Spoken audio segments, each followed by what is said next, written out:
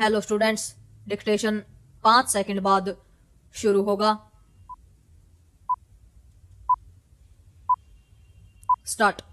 इसके पहले भी संसद के सत्र बिना किसी खास कामकाज के समाप्त हुए हैं, लेकिन शीतकालीन सत्र का मामूली कामकाज के साथ समाप्त होना इसलिए कहीं अधिक निराशाजनक और चिंताजनक है कि इस दौरान संसद के भीतर बाहर जमकर हंगामा तो हुआ ही, सत्ता पक्ष विपक्ष के रिश्ते इतने अधिक कटु हो गए कि उनके बीच शत्रुभाव दिखने लगा। विराम। इसी के नतीजे में पिछले दिनों संसद परिसर में पक्ष विपक्ष के सांसदों के बीच धक्का मुक्की हुई और मामला एक दूसरे के खिलाफ रपट दर्ज कराने तक जा पहुंचा। विराम। दोनों पक्षों के बीच की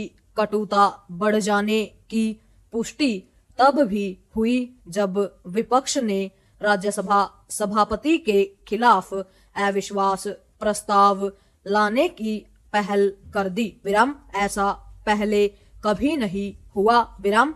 लोकतंत्र के लिए इससे बुरी बात और कोई नहीं हो सकती कि सत्ता पक्ष एवं विपक्ष में इतना वैमनस्य व्याप्त हो जाए कि वे एक दूसरे को नीचा दिखाने की कोशिश करें। विराम। इससे बिल्कुल भी संतुष्ट नहीं हुआ जा सकता कि शीतकालीन सत्र में संविधान को अपनाने के 75 वर्ष पूरे होने के मौके पर लोकसभा और राज्यसभा में उस पर बहस हुई, क्योंकि इस बहस से देश को कुछ हासिल नहीं हुआ। विराम।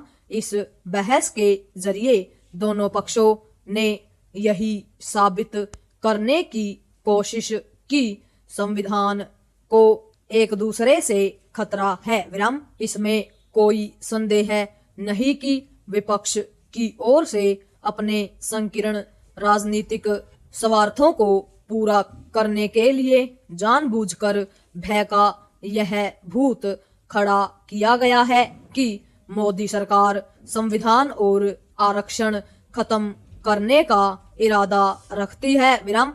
चूंकि विपक्ष छिछले सत्र पर उतर आया, इसलिए सत्ता पक्ष को भी उसे उसकी ही भाषा में जवाब देने के लिए सक्रिय होना पड़ा। विराम।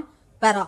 शीतकालीन सत्र में संसद का ज्यादातर समय हंगामे और नारेबाजी की भेंट चढ़ गया। विराम। जो समय बचा उसे ऐसे मुद्दों को उठाने में जाया किया गया जिनका आम जनता से कोई खास लेना देना नहीं था। विराम। यदि आम जनता को संसद की कार्यवाही में अपने लिए कुछ न दिखा हो तो हैरानी नहीं। विराम। यह समझ आता है कि विपक्ष की दिलचस्पी इसमें ही थी कि संसद में कोई कामकाज होने के स्थान पर हंगामा होता रहे, लेकिन कम से कम सत्ता पक्ष को तो संसद की कार्यवाही का उपयोग अपने एजेंडे को पूरा करने के लिए हर संभव तरीके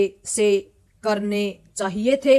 विराम। यह अच्छा नहीं हुआ कि सत्ता पक्ष ने विपक्ष के हंगामे का जवाब हंगामा करके देना बेहतर समझा। विराम। एक ऐसे समय जब मोदी सरकार अपने तीसरे कार्यकाल में लोगों की आकांक्षाओं को पूरा करने को सर्वोच्च प्राथमिकता दे रही है, तब उसे यह देखना चाहिए कि वह सही दिशा में बढ़ पा रही है या नहीं। Question mark.